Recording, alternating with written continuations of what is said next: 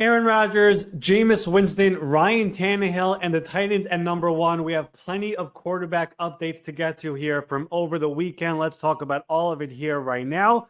NFL Spotlight starts now.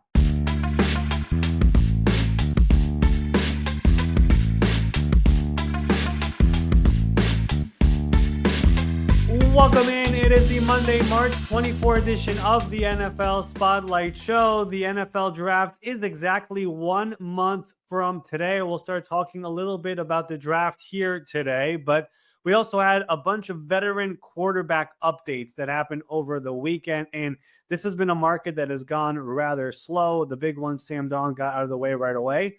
But everyone else has been taking their time. But we had some things happen over here Friday, Saturday. Let's talk about all of it here today and more. Let me bring in my good friend Ben Allen. Ben, what is going on? Hope the weekend was great. Where are we starting here on this Monday? What's going on, Ari? Yeah, I did an adult bounce house obstacle course, though I'm all skinned up. Great way to spend the weekend. Let's go ahead and start with the veteran quarterback market. We've been waiting for the wheels to start turning, and it finally happened this weekend. The main holdup being Aaron Rodgers. He decided he's going to go out there and meet with the Pittsburgh Steelers on Friday. The two discuss the parameters of a potential deal, but it doesn't seem like anything is quite imminent as of right now. Does it seem like Rodgers to the Steelers is the most likely outcome at this stage? It has felt the most likely from the start. Obviously, there's been that Vikings situation which had been lurking, and it's like, will they pursue? Will they not pursue? We'll talk about them here in a second as well. But the team that made the most sense has been the Steelers. The Giants have also been involved, but everyone keeps on bringing up this contract and what he's looking for and the money. This is not about money. From my understanding, actually, the contract essentially has been in place, whether it's the Steelers or the Giants, for a number of days and weeks or whatever you want to call it. They've been having those discussions and all that. That's happened already. By this, it's really about situation and do I want to play a 21st season? And if I do, where is it going to be? And I think his number one option was Minnesota. But again, Minnesota basically said, not right now, and that's not going to happen. So essentially, it has become, what is he going to do? And is Pittsburgh or the Giants a real option? And on Friday, it was more about going there and visiting everybody. And he did visit with Mike Tomlin, the head coach, Omar Khan, the GM, some of the coaches as well, assistant coaches like Arthur Smith, the offensive coordinator. And I tweeted this on Friday. The main person who has been pursuing Aaron Rodgers throughout all of this has been Mike Tomlin. Like, there is a relationship there from over the years of both of them being in the NFL for so long. Of course, Aaron beat him in a Super Bowl years ago. There has been a mutual respect there. But I don't think when the offseason started that the number one goal from everyone in the organization was to go after Aaron Rodgers. I think their number one option was to try to bring back Justin Fields, but Justin did not feel like there was a full commitment there, so he went with the Jets. And then eventually it was like, what do we do now? And the guy that Mike Tomlin has been eyeing the entire time, just like he was eyeing last year, Russell Wilson and Justin Fields, this year it's been Aaron Rodgers, and he's been putting the full court press. So the meeting on Friday was more about getting to know each other, getting to know the building, getting to know the other people in the coaching staff, the GM as well, and see where this goes. Now, if you made me guess what's going to end up happening, my guess would be he ends up in Pittsburgh. But again, like I said a couple of days ago or on last week's show, essentially trying to report or think about what Aaron is actually doing, it's kind of irresponsible because he thinks in his own unique way and his circle is really small. So trying to really figure out exactly what's going on with him is hard to do. But I can tell you this much, the Steelers really want him. They've been willing to wait for him. And again, the contract is not going to be an issue here. From my understanding, it's pretty much, if he goes there, there is an understanding of what the contract will look like. Those talks have happened with Rodgers' agent, David Dunn. So I don't think this is a contract issue. It's more of understanding what it would look like should he end up going to the Steelers. The Giants, for what it's worth, they signed Jameis Winston. We'll talk about that here in a second. They're still open to waiting for Aaron Rodgers as well. Will he take a visit there? I guess we'll find out, everyone together. But for now, the first visit was to Pittsburgh. I think ESPN reported it was a 6-hour visit, so he was there for a while. And should he want to go there, all it takes is a phone call and essentially signing the dotted line with the contract parameters that they've discussed already. So I think this is something that could happen sooner than later over here. And if it does, of course, Pittsburgh will have him at quarterback. They, of course, added DK Metcalf. The other thing I would mention about this, nothing to do with Rodgers. I know people have mentioned DK and George Pickens together. I guess I'll see it when I believe it with being there. I think there is a scenario where he could be moved. I'm not saying he will be moved, but I don't think he's etched in stone on the roster as of right now. So that's the other thing I would mention over here. But they're willing to wait for Aaron Rodgers over here. And maybe we get a decision this week. Maybe we don't. But Aaron lives in his own world. But the fact that he took a visit and this thing is moving now tells me there's a chance that something could happen over here in the coming days potentially. Initially, when I hear that about like the way that they've been recruiting and courting him, it does surprise me a little bit that Mike Tomlin would be the driving force for it. He obviously has done an exceptional job over the years of handling a variety of personalities, and nothing seems to have been anything that has shied away. Like he's like, I can't handle this. But it does, like when you on paper look at these two different types of personalities, obviously between a head coach and a quarterback, it's very important. Are you surprised that this is someone that he's actually saying, you know what? I can deal with this kind of uncertain personality. I can deal with a guy who's a little bit wishy-washy on commitments. Does that surprise you at all? The thing is, I don't think it's been heavily reported, but the Steelers have been in on a bunch of veteran quarterbacks this offseason. Like they were willing to make an offer to Sam Darnold. It was just not as strong as the Seahawks offer when it came to year one cash flow and the vesting dates in year two. When it comes to a player like Matthew Stafford, everyone mentioned the Giants and Raiders, but Pittsburgh had checked in on that situation as well. We mentioned that they were trying to keep Justin Fields, but the Jets came in harder, and they, of course, made a better commitment to him being the starter in 2025. So they've been all over this veteran market, but Aaron Rodgers has also been near the top of their list. And for Mike Tomlin, when you look at the Steelers roster and the fact that year in and year out, everyone talks about the winning record, never having a losing record, making the playoffs, but no playoff wins. For him, he looks at this roster and how it's aging with, Cam Hayward and TJ Watt and Minka Fitzpatrick and all those, Alex Highsmith. It's a bunch of really veteran players. If you're going to draft a quarterback at 2021, wherever they're drafting here in April, is that guy really going to come in and take us to the place we want to get to? For Pittsburgh, it's not about making the playoffs. That's like for other teams in the NFL who once in a while make it. That's a good accomplishment for them.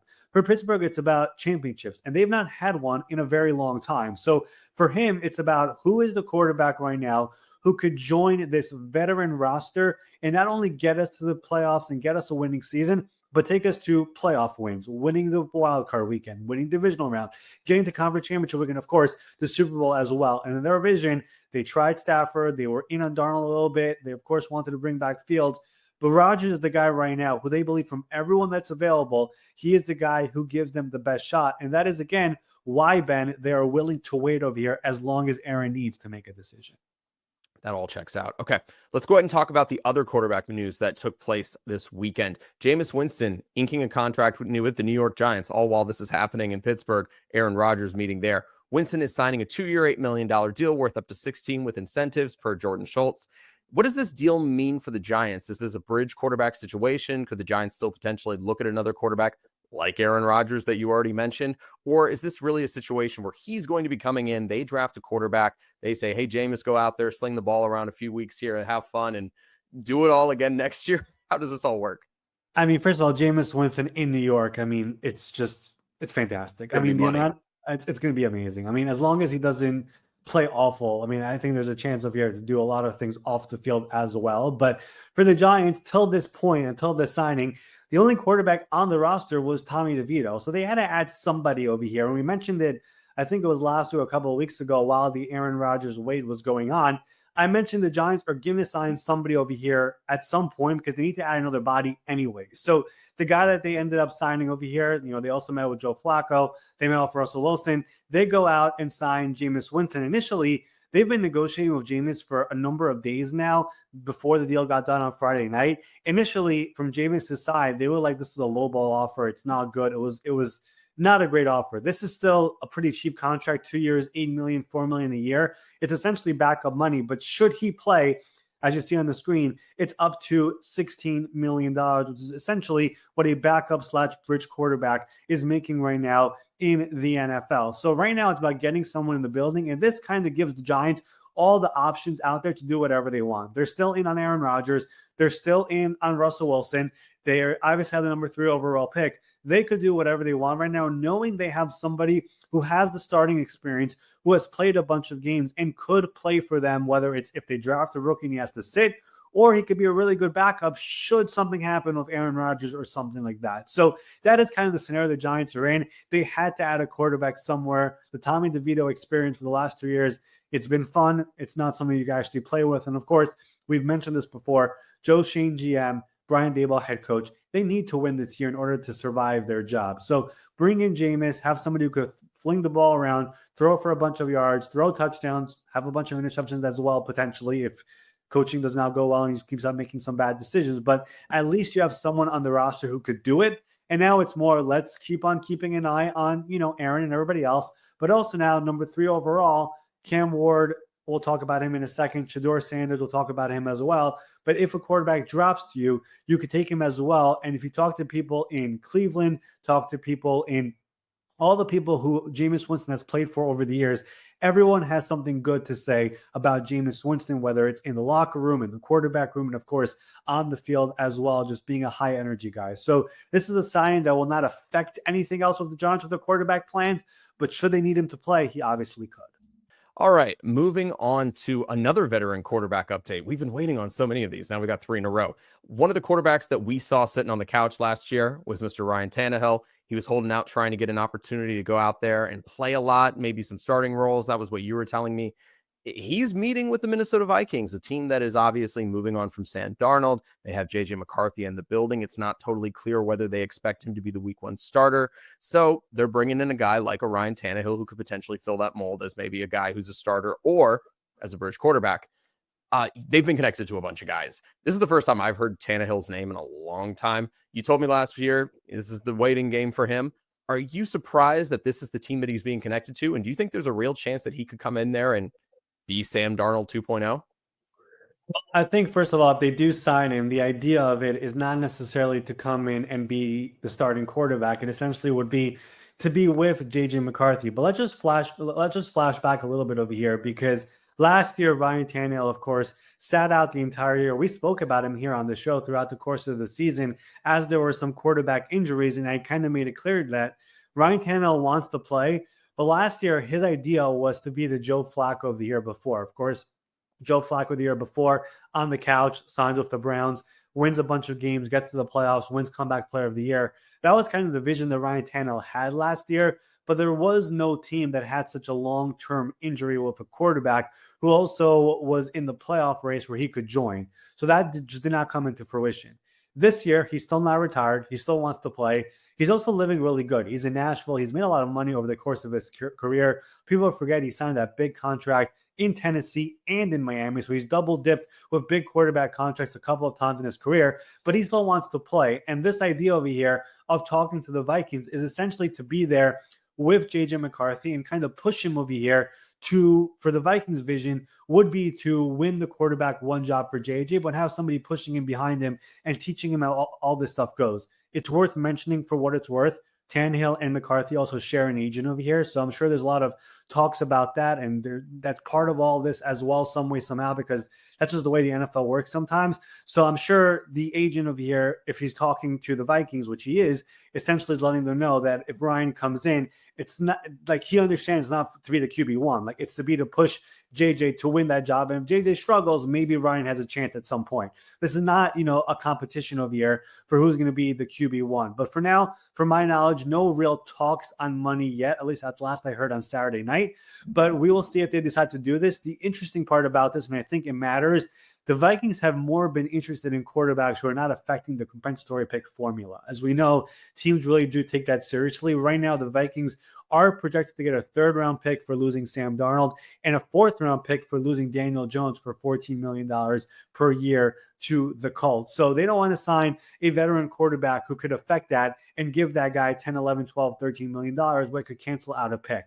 Ryan Tannehill being out of football last year will not cancel out a pick. Aaron Rodgers, who was released by the Jets, would not have canceled out a pick. We have not seen them interested in Jameis Winston, for example, who would cancel out a pick. So I think that is also part of all of this. The entire canceling picks and all that officially goes away after the draft. They could also circle back on some of these guys if they're still available. But I think that element of it is also part of this. But Tannehill wants to play. He's been very selective, but I think he also realized last year that waiting for the right spot It doesn't always happen. Like, we always see quarterback injuries, but he really needed everything to align, and it just did not happen the way it did for Joe Flacco. So for now, he's talking to the Vikings, and we'll see if it gets to a deal. And if not, he will keep on waiting for the right opportunity. All right, and let's talk about Tannehill's former team, the Tennessee Titans. Exactly 1 month away from the draft, like you already mentioned. Titans are on the clock still. There's been no movement in the first round. Every team still has their pick. Do you imagine that when Goodell is handed the card to make the announcement for the first overall pick, it's still going to be to the Tennessee Titans? Yeah, NFL draft in Green Bay 1 month away. I mean, this is the way I look at it. First of all, the Titans organization from a front office standpoint, there's been a lot of shuffling there since the season, of course, ended. New GM Mike Borgonzi, he has brought in a bunch of veteran voices around him who are new faces in the building as well, including Dave Ziegler, the former Raiders GM, Reggie McKenzie, also the former Raiders GM, and some other people as well into that building to be around him. So they're all doing the full evaluation of this draft. But before free agency even started, right after the combine, they did their visits with draft prospects in their building. They brought in Cam Ward, Shador Sanders, Abdul Carter, and Travis Hunter because they really wanted to move this a little bit quickly. You know, some teams usually wait till after free agency to decide on that. They were a little bit different. They were like, we're going to do this before even free agency starts to get a good understanding of what we have over here, number one, and if we should slide back. Now, throughout free agency, of course, we know the Titans only have Will Levis at quarterback. They signed Brandon Allen, a veteran, to a very cheap one-year deal. They did not do any extensive talks with any of the top free agent quarterbacks. Like, they were not in on Sam Darnold. They have not been in on Aaron Rodgers. They checked in on Russell Wilson for like a split second, nothing serious there. They checked in on Carson Wentz, nothing serious there. They have not been talking about any of these veteran quarterbacks who could be a starter. Will Levis is not going to be the week one starter there. So if that's the case, and they're not in on all these veteran guys, that tells people around the NFL, this is not coming from the Titans, but people around the NFL believe the Titans at number one have zeroed in at a quarterback over here in this draft, and that they are planning, as of right now, with a month to go with a quarterback in this draft. And of course, everyone believes that is Miami quarterback Cam Ward. Again, it's not the Titans, it's not a Titans source, but people around the NFL believe the way the Titans have handled free agency to this point, the fact that they have not had any calls. They're now calling teams about trading the number one overall pick. That essentially tells people around the NFL that Titans have zeroed in on a quarterback and are planning to go in that direction of a month ago. Could something change? Of course, something could. But there's no quarterbacks right now on the free agent market that would make sense right now for this organization of where they are. So if you ask me right now what Tennessee is doing with that pick, I would say they're keeping it, and they're going to take the quarterback in Cam Ward. We'll obviously talk more about this over here in the coming weeks as we get closer and closer and as more information comes in, and there will be more information. But in my mind, I think where this is headed towards right now is Cam Ward going number one and the Titans using that pick over there at number one. So that's kind of where it all starts over here. We could talk about the rest of the draft over here. Number 2 of the Browns, number 3 of the Giants, number 4 of the Patriots. And we will do that over here in the coming days here this week. But it all starts at the top with Tennessee. And right now, people around the NFL, high-level executives, people who obviously are tracking this day in and day out, they believe Cam Ward is the favorite to go number one, and they believe he's the favorite to go to the Tennessee Titans. All right, that's all I got for you today, Ari. People, please go out there, make sure you're subscribed to the YouTube channel, turn on your notifications, all that fun stuff. And I think we're going to be getting back to some spotlight guests here in the near future, right, Ari? That is the plan, Ben. Of course, these last couple of weeks, free agency, so much going on, so much movement. We kind of decided to skip these guests while so much action was going on, hundreds of signings happening around the NFL, all the trades. But the plan is to bring it back over here tomorrow, the special Tuesday spotlight guest, someone who deserves more recognition, player, coach, executive, whoever it is. I will announce who will be our Tuesday spotlight guest on my X feed over here later today. So be on the lookout for that. And if you have any ideas of who you think deserves to be a guest, somebody underrated, somebody underappreciated, leave it in the comments. DM me on Twitter, DM Ben at Ben Allen Sports, and we will take a look at it. And we think it is worthy, we will go out and try to get that person here on the show. But that will do it here for our Monday, March 24 edition of the NFL Spotlight Show. We will be back here tomorrow, like I said, with a special guest. And until then, we will see you all tomorrow.